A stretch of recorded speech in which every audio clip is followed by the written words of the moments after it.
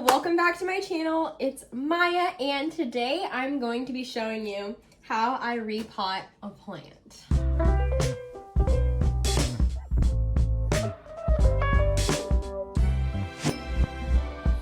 So I have this pothos that I've had for a while now. I actually got it from my good friend over at Plants on the Go Orlando. She is usually at the Waterford Lakes East Orlando Farmers Market, and she has a lot of really cool plants. I've gotten really good stuff from her, and she has really great prices as well. I'll put her Instagram here so you can definitely check her out, and she usually posts when she's going to be at a farmers market event. So if you are in Orlando, I definitely recommend shopping from her. I got this pothos from her a while back, and it is really a good size. I neglected it a little bit, so it kind of is not looking the greatest. As you can see, it is a little wilty and sad, but I think it's primarily because I put it in terracotta, and it definitely wants more moisture, like sustained moisture, than what I'm giving it. So as a quick crash course on potting, terracotta is very porous, and it tends to wick moisture away from the roots and media of your plant. And because of that, I am going to be moving this baby into this little green plastic planter, which is originally what I bought it in. Bruno is also laying directly behind me, so hopefully I don't step on him at any point. I'm hoping by moving it back into this plastic container, I will have to water it less, as there won't be that terracotta to kind of wick that moisture away, and it won't dry out as quickly. So that is my objective with moving this plant over into the plastic. And then yeah, I'm just gonna get started, kind of explain what I'm doing, and give some tips for repotting plants. So as I start here, I do have it in this little macrame, which was maybe not my smartest move, because now I have to like untangle it. But as I'm untangling it, let's chat a little bit about repotting. So a lot of people would ask me when I was still like working at a plant store, if they needed to repot their plants right away.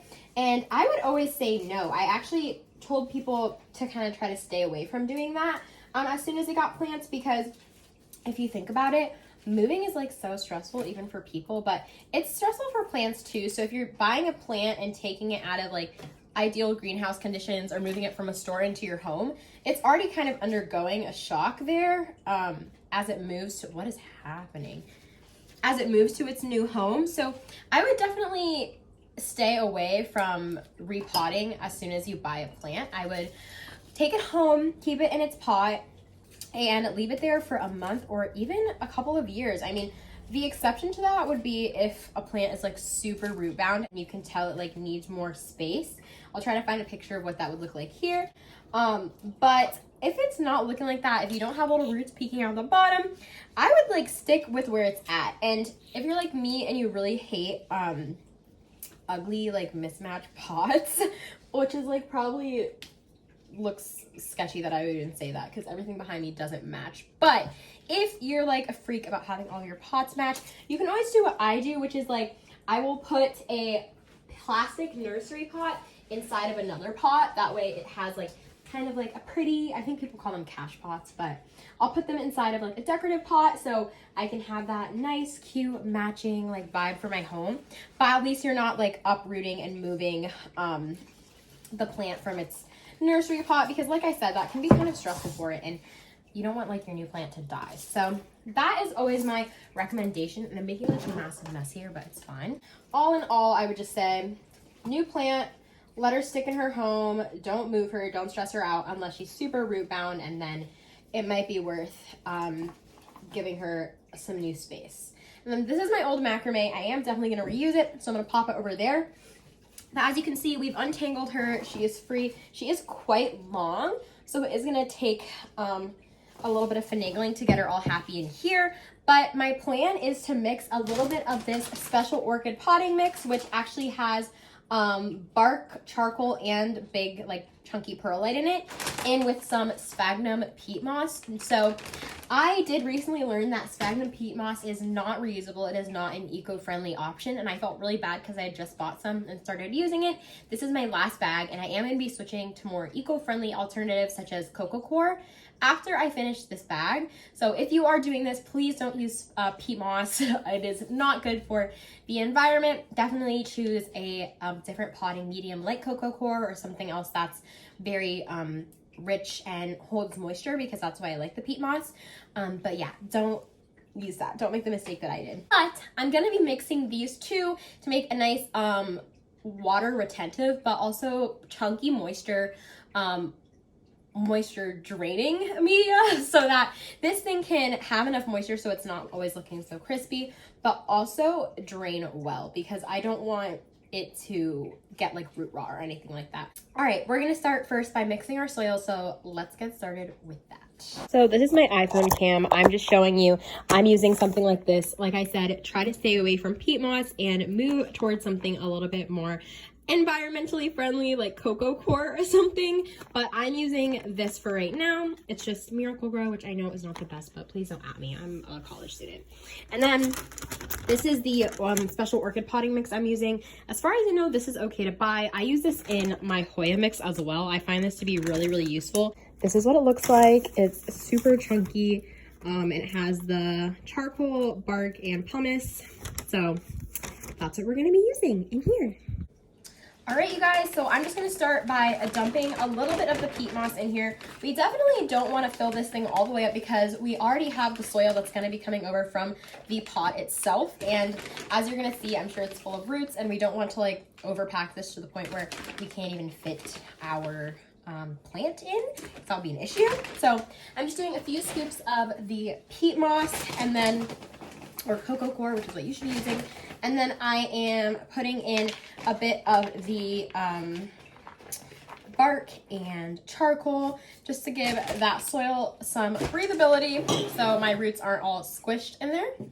And then this is the fun part, which is getting your plant out of the pot.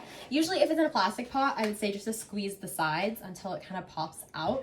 But this is in terracotta, so it's going to be a little bit more interesting. Oh, I've still got the price tag in there for some reason.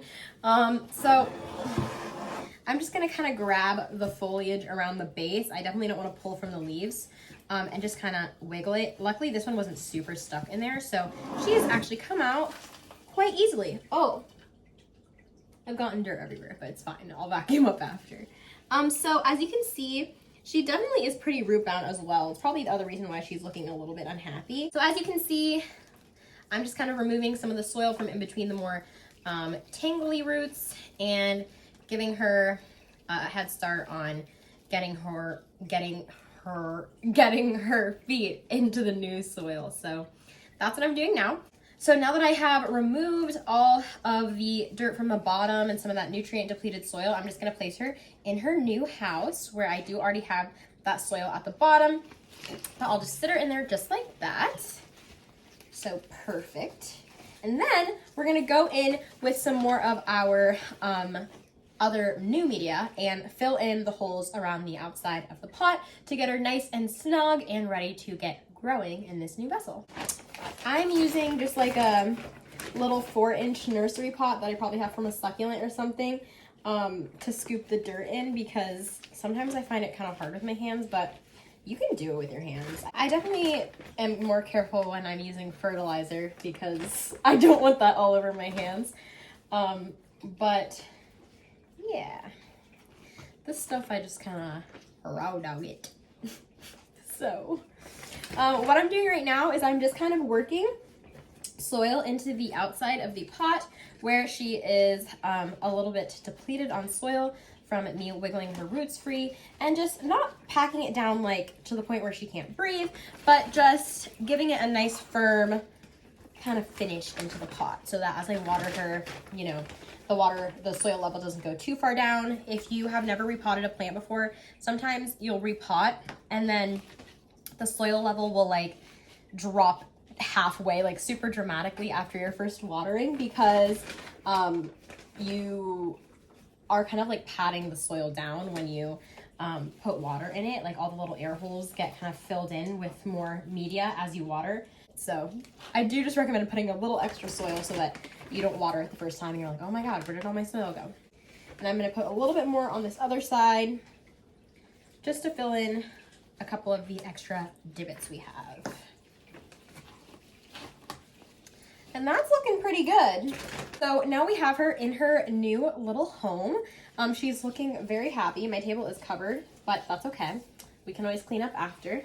So the last couple of things I'm gonna do before I put her away is remove any other foliage that's looking less than happy. This plant definitely needed this, so she wasn't the happiest, but she will definitely start to look better and perk up now that she's in a better environment for her. So now she's in this new pot. I am going to give her a bit of a water, and that's one thing I wanted to talk about. After you repot, especially if you're like playing and messing in the roots, it's definitely important to give a plant a drink because she's going to be a little parched as she acclimates to her new home. I do recommend using this. It's called Super Thrive, and it's just a little bit of a vitamin boost and nutrient boost for plants. If I ever get a plant shipped to me, or it's an imported plant, or I've repotted or something like that where my plant's a little bit stressed and I don't want to give it like heavy fertilizer, but I want to give it a little bit of a boost, I will use this. You can probably find it at your local Lowe's or even order it on Amazon. I don't dump this straight into the soil. It is very strong smelling because it is vitamin enriched. But I will just mix a little bit of this into my watering can like this, and then I'll fill my watering can all the way up and use that nutrient-rich water to give her a little bit of a drink and a little bit of a boost in her new home.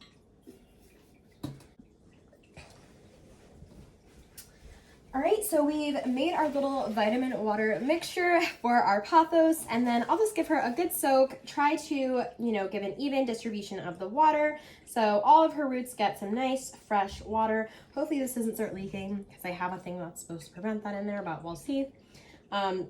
So just giving her a little bit of water, and then there she grows, you guys. She should be all good in her new home, and I will be sticking her up back in my window so she can get nice bright eastern morning light, and hopefully she'll be a little happier. If you guys have any questions about repotting or just general plant questions, please feel free to let me know. My Instagram is @MayaAndHerPlants, and I'm always happy to chat with you about plants. I will say, if you have a specific question about a plant, make sure to include an image of what you're asking about because it makes it a lot easier for me to try to help you.